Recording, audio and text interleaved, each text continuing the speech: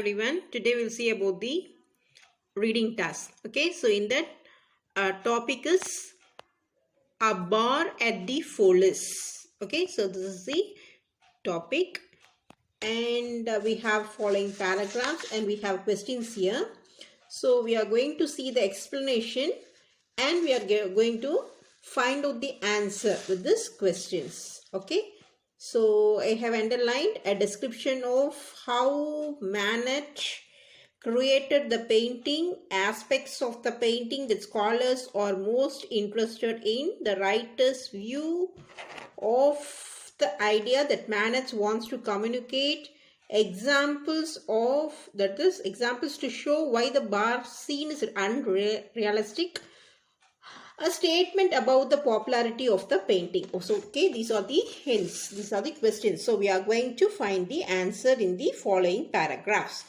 So, I already underlined the keywords. So, we are going to go through that. One of the most critically renowned paintings of the 19th century modernist movement is the French painter Edouard Manet's masterwork, A Bar at the Follies, originally belonging to the composer Emmanuel Chabrier. It is now in the possession of the Courtyard Gallery in London, where it has also become a favorite with the crowds.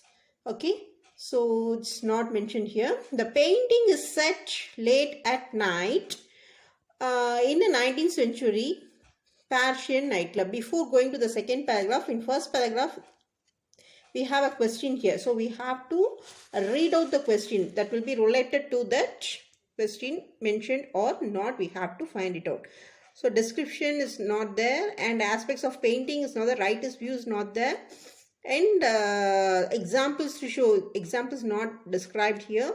So a statement about the popularity of the painting is mentioned here. So this is the A paragraph. Okay, this is the A.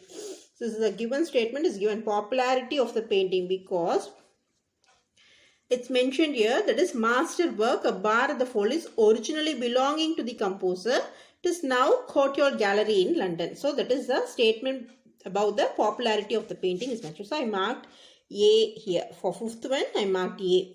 And next paragraph, the painting is set late at night in the 19th century Persian nightclub. A barmaid stands alone behind a bar fitted out in a black bodice. It has a frilly white neckline and with a spray of flowers sitting across a décolletage. She rests her hands on the bar and gazes out forlornly at the point just below the viewer, not quite making contact. Also on the bar are some bottles of liquor and bowl of oranges, but much of the activity in the room takes place in the reflection of a mirror behind the barmaid. So through this mirror we see an auditorium bursting with blurred figures and faces and men in top hats, a woman examining the scene below her through binoculars, another in long gloves, even the feet of a trapeze artist demonstrating the acrobat feats above this adoring crowd. In the foreground of the reflection, a man with a thick mustache is talking with the barmaid. So these are the following. This is quite big enough in the B statement. Okay, so we read the questions related to these questions.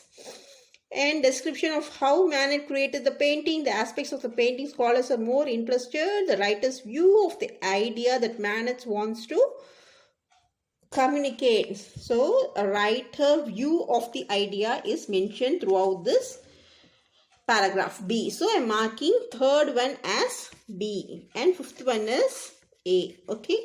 And moving to the next paragraph, although Foyles, that is Berger, was an actual establishment in late 19th century Paris and the subject of the painting was a real barmaid who worked there, Manet did not attempt to recapture every detail of the bar in its rendition. The painting was largely completed in a private studio belonging to the painter, where the barmaid posed with a number of bottles, and this was then integrated with the quiet sketches the artist made at the Follies itself. Okay, so related to this, see, we are going to get the hints, a description of how Manet created the painting. So it will be described how the painting was. So this is the key word, how the painting was, real barmaid. So I am marking first as C. Okay, so moving to next paragraph, even more confounding the man's relaxed attention to detail. However, it is a relationship in the painting between the activity and the mirror reflection, and that which we see in the unreflected foreground. In a similar vein to Chico Velázquez's much earlier work, Las Meninas, Manet uses the mirror to a choice to a ideas about details are true to life, which are not. This is the keyword, true to life. Okay, which are not in the foreground. For example, the Balmada's position upright, her face betraying an expression of lonely detachment, yet in the mirror reflection she appears to be leaning forward and to the side. It's just a mirror reflection. Okay, so I'm pointing this keyword, mirror reflection. And apparently engaging in conversation with the moustache customer. As a result of this, his customer's stance is also altered. In the mirror, he should be blocked from the view as a result of where the mermaid is standing. Yet Manas was repositioned into the side. The overall impact in the viewer is one of the dreamlike distinction between the reality and the illusion. Okay, so this is the D. Okay, so we are going to check the questions. A description marked already. So we have only two options. That is, one is aspects of the painting that scholars are most interested in, and another one is an examples to show why the bar scene is unrealistic. It's already mentioned here. It's between the reality and the illusion. So I'm going to mark 4 as D. Okay, so moving to next paragraph.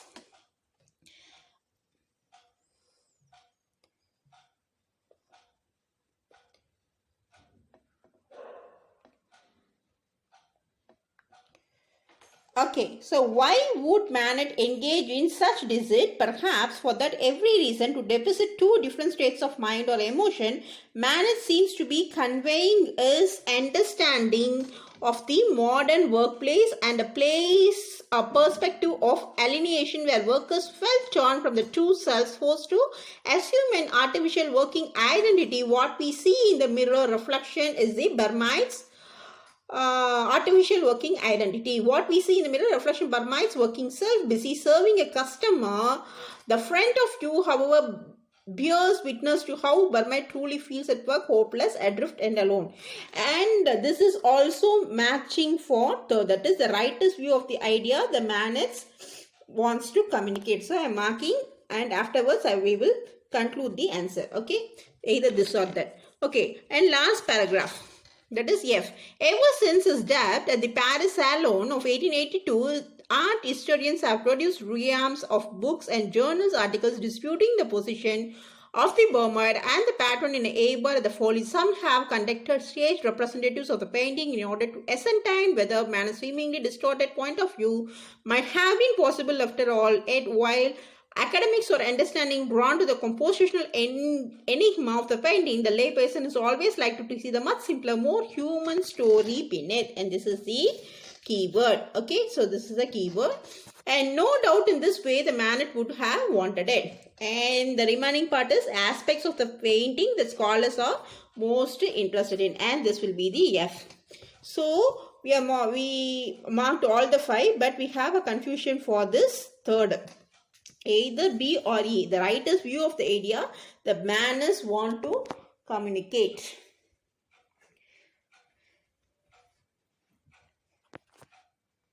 So by reading this B and E, so by watching the keywords, so E will be matching. The writer's view of the idea the Manet wants to communicate will be matching compared to B and E. So Manet, what is the thought of the Manet want to communicate? That will be the answer for third option. So we have completed 5 questions. Okay, so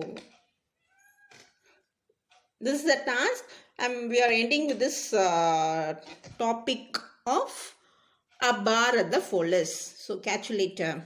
Thank you.